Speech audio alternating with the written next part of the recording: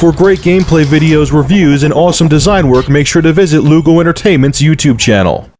What's going on, ladies and gentlemen? This is Rich of Review Tech USA, and I want to talk about a topic that has been discussed from IGN to Icy Rhythms to Brodeo. I think Brodeo. If you didn't talk about it, do it here. Yeah, I gave you a shout out.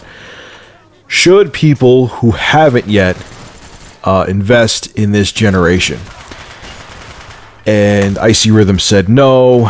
Of course, IGN said yes. They're not going to say no because Sony or Microsoft would send ninjas to their offices and kill them if they said no, because that would take money away from their pockets.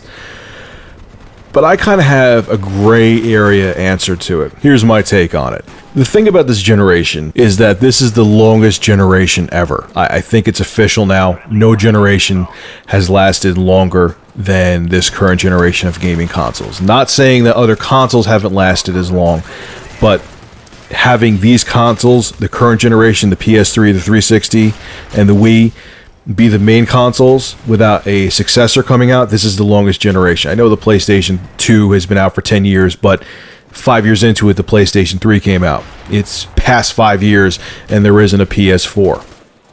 And now, because of this, people are still getting the gaming itch. They want to know, hey, I haven't invested in this generation yet, or I haven't invested in the Sony or Microsoft camp yet.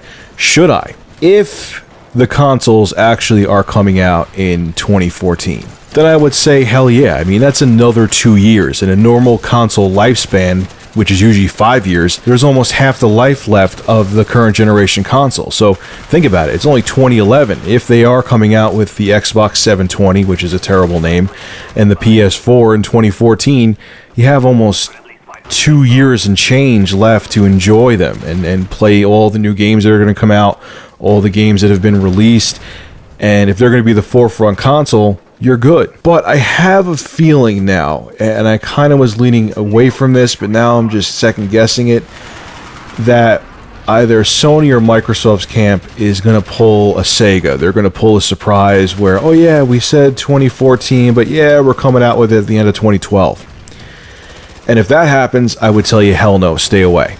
And this is where they're kind of frustrating me, Sony and Microsoft. Now, obviously, they don't want to take away the thunder of their current generation hardware. I understand that. And if they announce a console, it'll turn people off to buying, they won't buy a 360 when they know the next gen console is a year away. But at the same time, I guess business is business. But this is, extraordinary circumstances, meaning the fact that no generation has lasted as long. So I wish that Sony or Microsoft would give a hint right out of their camp, not going through GameStop, not going through IGN, not going through other, tech journalism sites. Say, hey, we are thinking of this as a target date. The companies have done it before. When the N64 was out, they kind of hinted when the GameCube was coming out, so on and so forth. And plus back then it was just natural to know that in 4 to 5 years, there was a new console coming out. Hell, the original Xbox did not even get 5 years. So basically, my take on it is this. I don't know what to tell you.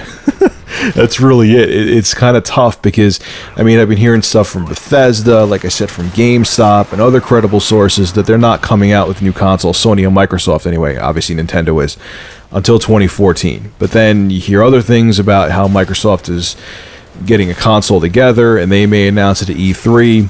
If they announce it at E3, of 2012, I should say, E3 2012, I can't picture them waiting for another 2 years or a year and a half to release the console. Maybe 8, because, times have changed. It's not a natural or normal 5-year cycle. Maybe they will wait till 2014 if they announce the next generation Xbox at E3 2012, but I don't know what to tell you, because if it's 2 years from now, or if it's 2014, they're going to come out with new consoles. That's 2 years is a long time when it comes to technology. There's plenty of games that are going to be released, big AAA titles that are going to be released, that are going to be worthwhile to have the console for. But if they're going to do a surprise, either Sony or Microsoft, and drop something in a year to compete with the Wii U, and the systems are going to be backwards compatible, talk about robbing you. But hey, I guess it's big business. Like, I bought an original Xbox right at the end of the life of it, thinking that Microsoft was still going to support it. And yeah, as soon as the 360 came out, they dropped it like a sack of shit. So Anyway, guys, leave your thoughts on this. Do you think that someone who didn't invest in a current gen console should get one, or should they wait? I don't really know what to tell them, I'm not going to lie. This is extraordinary circumstances. This is the most unique generation yet. And I guess all I could say is, yeah, if you have the money, go out and buy the system, have fun, but buyer beware.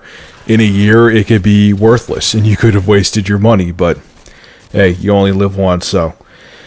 Leave your thoughts and comments below. Tell me what you think. Do you think people should purchase a current generation console right now? As always, guys, make sure to rate, comment, favorite, and subscribe.